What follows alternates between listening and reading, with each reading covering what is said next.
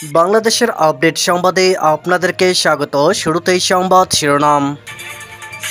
শুরুতেই জানিয়ে দেব একটি গুরুত্বপূর্ণ ভয়ঙ্কর সংবাদ। বাংলাদেশে এবার শুরু আসল খেলা। দেশে ফিরে মামলা লড়ব, দেখব কত ধানে কত চাল। মত বদলে ঘোষণা হাসিনার, শুনানিতে তাকের নির্দোষ বললেন সরকারি আইনজীবী। থাকছে বিস্তারিত প্রতিবেদনে। এরপর জানিয়ে দেব ডোনাল্ড ট্রাম্পের নজরে এবার ডক্টর ইউনূস, চিঠিতে বড় বার্তা মার্কিন প্রেসিডেন্টের। থাকছে বিস্তারিত প্রতিবেদনে। আরও জানিয়ে দেব 20 লাখ না দিলে মামলায় ফাঁসিয়ে জেলে ভরাবো, বাড়িতে চড়া হয়ে বিএনপি কর্মীদের চাঁদাবাজি। থাকছে বিস্তারিত প্রতিবেদনে। এবং সবশেষে জানিয়ে দেব দিল্লি থেকে শেখ হাসিনার লন্ডনে যাওয়ার খবর নিয়ে অবশেষে বেরিয়ে এলো এক নতুন চাঞ্চল্যকর তথ্য। থাকছে বিস্তারিত প্রতিবেদনে। এতক্ষণ শুনছিলেন সংবাদ শিরোনাম, এবারে বিস্তারিত।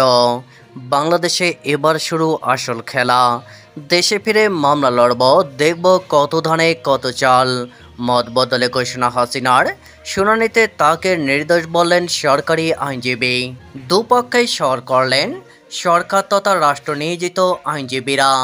এক পক্ষ শেখ হাসিনাকে মানবতাবিরোধী অপরাধের জন্য দোষী সাব্যস্ত করতে জোরদার সর করেন এই পক্ষের আইনজীবী প্রসিকিউটর তাজুল ইসলাম। অন্যদিকে শেখ হাসিনার নির্দোষ বলে দাবি করেন আইনজীবী আমির হোসেন। ঘটনাচক্রে তিনিও সরকার নিয়োজিত আইনজীবী। ঢাকার আন্তর্জাতিক অপরাধ ট্রাইব্যুনালে শেখ হাসিনার মামলা এভাবেই সরকার নিয়োজিত আইনজীবীদের বিপরীত ভূমিকায় দেখা যায়। ঘটনাচক্রে সোমবার রাতেই এক ভার্চুয়াল ভাষণে শেখ হাসিনা ঘোষণা করেন, দেশে ফিরে আদালতের মুখোমুখি হব, মামলার মোকাবেলা করব, দেখব কত ধানে কত চাল। হাসিনার এই অবস্থান একেবারে নতুন। এতদিন তিনি ও তার দল আওয়ামী লীগ গণ অভ্যুত্থানের সঙ্গে সম্পর্কিত মামলাগুলির বিচার বয়কটের কথা বলে আসছিলেন। আন্তর্জাতিক অপরাধ ট্রাইব্যুনালে হাসিনার বিচারকে অবৈধ বলে আওয়ামী লীগ দাবি করে আসছিল। সোমবার রাতের ভাষণে হাসিনা ফের ট্রাইব্যুনালে তার বিচার নিয়ে প্রশ্ন তোলেন। আদালত অবমাননার এক মামলায় ওই ট্রাইব্যুনাল হাসিনাকে 6 মাস কারাবাসের সাজা ঘোষণা করেছে। আওয়ামী লীগ নেত্রীর রায় নিয়ে প্রশ্ন তুললেও অবস্থান বদলে ঘোষণা করেন, দেশে ফিরে মামলার মোকাবেলা করব। ঘটনাচক্রে এর কয়েক ঘন্টা আগে হাসিনার সুরেই ট্রাইব্যুনালের শুনানিতে তার হয়ে যুক্তি সাজান সরকার নিয়োজিত আইনজীবী। আসলে ট্রাইব্যুনালে আইনে বলা আছে, অভিযুক্ত আইনজীবী দিতে না পারলে সরকার আইনজীবী নিয়োগ করবে। ভারতে অবস্থানরত শেখ হাসিনার হয়ে মামলা লড়তে ট্রাইব্যুনালে বিচারপতি গোলাম মর্তুজা মজুমদারের নির্দেশে বাংলাদেশ সরকার সুপ্রিম কোর্টের আইনজীবী আমির হোসেনকে নিয়োগ করে। ট্রাইব্যুনালের শুনানিতে আমির হোসেন সাবেক প্রধানমন্ত্রীকে নির্দোষ প্রমাণে দীর্ঘ যুক্তির জাল বনেন। তিনি বলেন, 1973 সালে আন্তর্জাতিক অপরাধ ট্রাইব্যুনাল গঠিত হয়েছিল মুক্তিযুদ্ধে মানবতাবিরোধী অপরাধে যুক্ত অপরাধীদের বিচারের জন্য। বর্তমান ট্রাইব্যুনালের তাই শেখ হাসিনার বিরুদ্ধে মামলা শোনার এখতিয়ার নেই। তিনি বলেন, গত বছর জুলাই আগস্ট মাসে বাংলাদেশে যে ঘটনা ঘটেছে তা যুদ্ধ ছিল না, ফলে যুদ্ধ অপরাধের অভিযোগে মামলা হতে পারে না। ট্রাইব্যুনালে হাসিনার বিরুদ্ধে চার্জ গঠন নিয়ে এই কথা বলেন রাষ্ট্র নিয়োজিত আইনজীবী।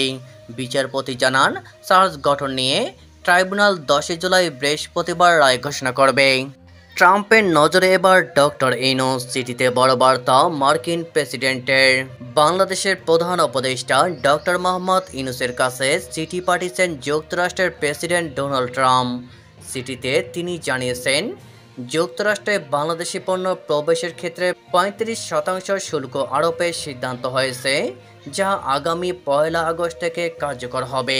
চিঠিতে ট্রাম্প লেখেন, প্রিয় ডক্টর ইউনূস সাহেব, আপনাদের কাছে এই চিঠি পাঠানো আমার জন্য একটি বড় সম্মানের বিষয়। আমাদের বাণিজ্য সম্পর্কের শক্তি ও প্রতিশ্রুতি এবং আপনার দেশের সঙ্গে উল্লেখযোগ্য বাণিজ্য ঘাটতি থাকা সত্ত্বেও মার্কিন যুক্তরাষ্ট্র বাংলাদেশের সঙ্গে কাজ চালিয়ে যেতে সম্মত হয়েছে। তবে পরবর্তী বাণিজ্য কেবল আরও ভারসাম্যপূর্ণ এবং ন্যায্য বাণিজ্যের সঙ্গে হবে। অতএব আমরা আপনাকে বিশ্বের 1 নম্বর বাজার মার্কিন যুক্তরাষ্ট্রের অসাধারণ অর্থনীতিতে অংশগ্রহণের জন্য আমন্ত্রণ জানাচ্ছি। বাংলাদেশের সঙ্গে আমাদের বাণিজ্যিক সম্পর্ক নিয়ে বহু বছর ধরে আলোচনা হয়েছে এবং আমরা এই সিদ্ধান্তে পৌঁছেছি যে বাংলাদেশের শুল্ক এবং অশুল্ক নীতি ও বাণিজ্য প্রতিবন্ধকতার কারণে সৃষ্ট এই দীর্ঘমেয়াদী এবং অত্যন্ত স্থায়ী বাণিজ্য ঘাটতি থেকে আমাদের অবশ্যই সরে আসতে হবে। তিনি আরও লিখেছেন, 2025 সালের 1 আগস্ট থেকে শুরু করে আমরা যুক্তরাষ্ট্রের প্রেরিত যে কোনো এবং সব বাংলাদেশি পণ্যের ওপর বাংলাদেশ থেকে আগত পণ্যে 35% শুল্ক নেব। উচ্চতর শুল্ক এড়ানোর জন্য প্রেরিত পণ্যগুলো সেই উচ্চতর শুল্কের সাপেক্ষে হবে।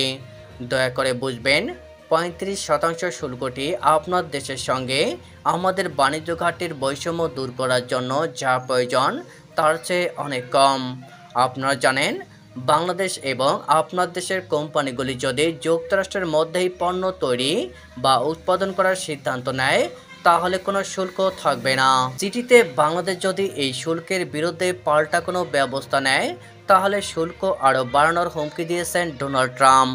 উল্লেখ্য, এর আগে গত এপ্রিলে বাংলাদেশি পণ্যের 37% শুল্ক আরোপ করেন ডোনাল্ড ট্রাম্প, যা 9 এপ্রিল থেকে কার্যকর হয়েছিল।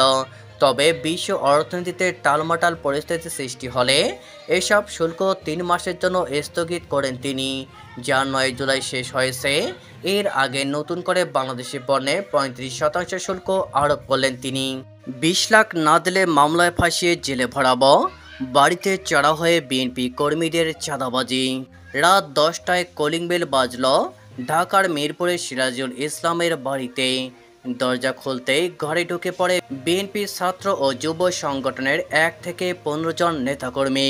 বছর 56 সিরাজুলকে তারা বলে, তুই এক সময় আওয়ামী লীগ করতিস, মামলা দিয়ে পুলিশের হাতে তুলে দেব, বাঁচতে হলে এখনই 20 লাখ টাকা দে। অভিযোগ, রবিবারের এই ঘটনায় সিরাজুল এবং তার স্ত্রীকে মারধর করে ছাত্রদল যুবদলের নেতাকর্মীরা। তারপরে রফা করে তখনকার মতো 5 লক্ষ টাকা নগদে নিয়ে বেরিয়ে যায় বিএনপির ছাত্র ও যুব সংগঠনের ওই নেতাকর্মীরা। এরপরে কেউ মিরপুর থানায় ফোন করে খবর দিলে পুলিশের একটি দল সিরাজুলের বাড়িতে পৌঁছায়। তারা করে তখন ওই 4 জন বিএনপির কর্মীকে ধরে ফেলে পুলিশ। তাদের কাছ থেকে 14,000 টাকা এবং একটি মোটরবাইক উদ্ধার করা হয়।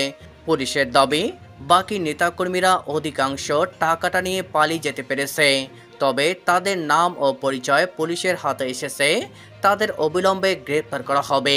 মোহাম্মদ ইউনূস সরকারের আমলে আওয়ামী লীগের নেতাকর্মীদের ওপর নানাভাবে আক্রমণ করা হচ্ছে। গণতোলাই, খুন, বাড়িঘর ভাঙচুর, লক্ষ লক্ষ টাকার চাঁদা দাবি, এসব চলছেই। প্রধান অভিযুক্ত খালেদা জিয়া দল বিএনপির নেতাকর্মীরা। দিল্লি থেকে শেখ হাসিনার লন্ডনে যাওয়ার খবর নিয়ে অবশেষে যা জানা গেল, সাম্প্রতিক সামাজিক যোগাযোগ মাধ্যমে একটি ভিডিও ছড়িয়ে পড়ে যেখানে দাবি করা হয় বাংলাদেশের সাবেক প্রধানমন্ত্রী শেখ হাসিনা দিল্লি থেকে লন্ডনের পথে রওনা হয়েছেন এবং তাকে বহনকারী সেনাবাহিনীর হেলিকপ্টার ভারতের আকাশ সীমায় উড্ডয়ন করছে। ভিডিওটিতে ভারতীয় সংবাদ মাধ্যম রিপাবলিক বাংলার লোগো দেখা যায়। ভিডিওতে বলা হয়, শেখ হাসিনাকে বহনকারী হেলিকপ্টারটি পশ্চিমবঙ্গ থেকে দিল্লির দিকে যাচ্ছে এবং ধারণা করা হচ্ছে তিনি সেখান থেকে লন্ডনে যাবেন। একই প্রতিবেদনে দাবি করা হয়, 5 আগস্ট আওয়ামী লীগ সরকার ক্ষমতা হারানোর পর ঢাকা রাস্তায় বিক্ষোভে উত্তাল চিত্র দেখা যাচ্ছে, যা ভিডিওটিতে এই মুহূর্তের দৃশ্য হিসাবে উপস্থাপন করা হয়েছে। সত্য ঘটনা কি? রোববার 6 জুলাই রিউমার স্ক্যানার টিমের অনুসন্ধানে দেখা গেছে সামাজিক মাধ্যমে ছড়িয়ে পড়া ভিডিওটি সাম্প্রতিক নয়, বরং 2024 সালের 5 আগস্ট প্রকাশিত একটি পুরনো ভিডিও।